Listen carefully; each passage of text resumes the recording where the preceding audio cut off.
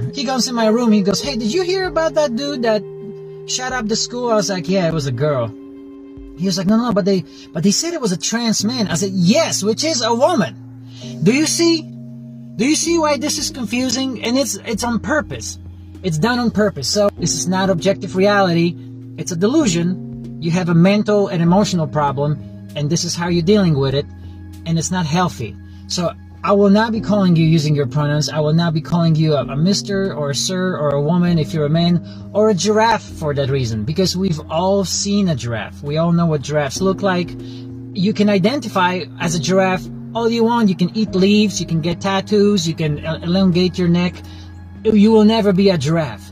And for me to affirm your giraffeness is actually delusional, and it's harmful to you, and it's insulting to our general just like normalcy and sanity of human beings. This isn't hate, by the way, because this is another thing they did. They redefine disagreement as hate. And this is why Charlie's dead, by the way, because his speech was hate. So he was causing, harm with his words, but being shot in the throat apparently it's not violence. That's not real violence, but speech is violence. So this is what they're doing. That's a little switch. Don't think we didn't notice. We noticed. If I identified as a bird, and you were a friend of mine, and he's like, "Hey, we have to affirm Matthew and his newfound identity as a bird," and then you saw me get a ladder and climb up to the top of the house, and I'm getting ready to jump off because I believe I can fly, because I identify as a bird.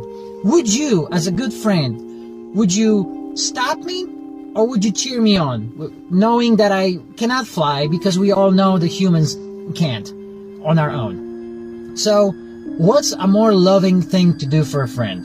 To affirm my bird identity and let me basically commit suicide? Or should you be like, "Okay, this has gone too far, you need help"? And I'm doing this out of love because I actually want you to live. I want you to have a happy, productive life. I don't want you to jump off this building, break your neck, and then be a vegetable for the rest of your life. Because I love you. I'm not a bird phobe. I'm not a giraffophobe. I don't have a phobia of birds. I love you, and I want you to live a happy life. You understand? So it's not hateful for me to not affirm your delusion.